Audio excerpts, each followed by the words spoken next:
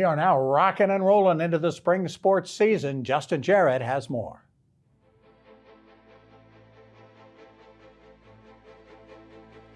Hey, it's Monday, so it's time for LowCo Lights on WHHI, powered by LowCoSports.com. We got a bit of a breather from the onslaught of spring sports with rainy weather last week resulting in plenty of cancellations and postponements, but the Bridge Bowl was still in full effect on the soccer and baseball fronts on Thursday, and it was a happy night for Hilton Head High fans. Team LowCo soccer correspondent Conner Worl was in the nest for a boys' brouhaha between the Seahawks and the Bluffton Bobcats in the second and final leg of their Region 7 4A series. Josh Fox's Bobcats claimed a 2-0 win in the first meeting 2 weeks earlier in the Den, but Pete Savarese's Seahawks flipped the script in the rematch. Justin Ruiz Echeverria made a number of clutch saves to preserve the clean sheet behind a stout Hilton Head defense, and Connor Sheeran cashed in the only goal of the night to give the Seahawks a 1-0 win and even their region mark at 3-3 heading into another pivotal rematch at home against May River on Tuesday. Hilton Head's girls made it a sweep with a 3-0 win over the Bobcats, finishing the season sweep of their rivals and climbing into third place in the Region 7 4A standings. The Seahawks have a couple of tough non-region tests lined up this week, including a cross-island clash with Hilton Head Prep this evening. It was also Seahawks versus Bobcats on the baseball diamond, running it back for Game 2 after Hilton Head's Slater Alsobrook shut down the Bobcats in a 4-1 win in Monday's opener.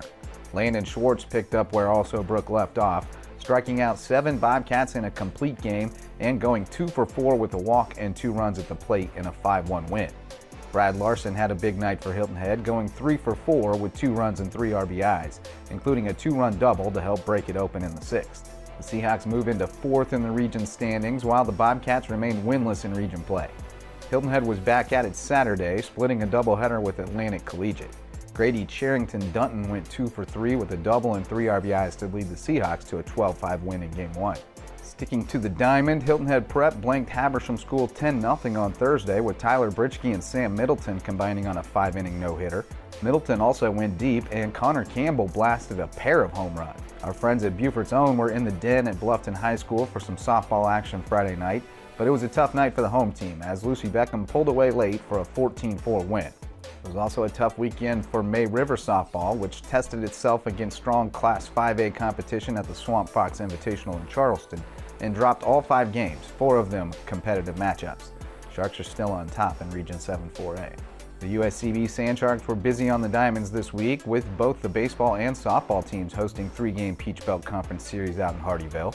The baseball team was in desperate need of a win, entering the weekend on an 11-game losing streak dating all the way back to March 3rd. And the visiting Lander Bearcats extended the skid to 12 with a 17-6 win in Friday's opener. But the streak ended in Game 1 of Saturday's doubleheader, as Julian Galassi plated Sebastian Biggs in the bottom of the 11th to give the Sand Sharks a 13-12 win that helped with the sting of being no-hit in a 19-0 rout in the series finale. Funny game, baseball. Things weren't quite as dire for the Sand Sharks softball team heading into a weekend series with Georgia Southwestern, but USCB had lost 9 of 11 coming in and couldn't get the offense going in the first 2 games this weekend. The Canes blanked the Sand Sharks 3-0 on Friday and took the first game Saturday by a 10-1 margin, but J.C. Coleman's 2-run homer gave USCB a 4-0 lead in the second inning of the finale, and Sierra Kinlaw made it stand up in a 4-3 win. Hampton County's girls blazed to the title, and the Hurricanes shared the boys' crown with host Whale Branch on Saturday at the Marwin Klein Invitational. Hampton's Tyshana Leverett was the only LowCo athlete to win 2 individual events, taking gold in the high jump and the triple jump. And March might be over, but the madness continues for one former LowCo high school hoop star. Whale Branch alum Nick Pringle stole the show Saturday night in the Elite 8, racking up 16 points and 11 rebounds to lead the Alabama Crimson Tide past the Clemson Tigers and into the first Final Four in program history.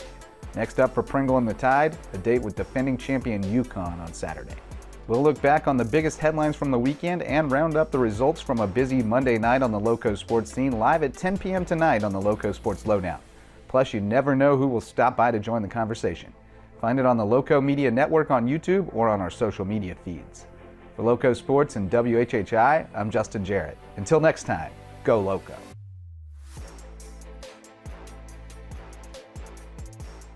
Thanks, Justin. We want to thank all of our guests for making us just a little bit smarter over the last 30 minutes. And of course, we thank you for the privilege of your time. We want to invite you to tune us back in 90 minutes if you missed anything at all. I'm Bob Stevens.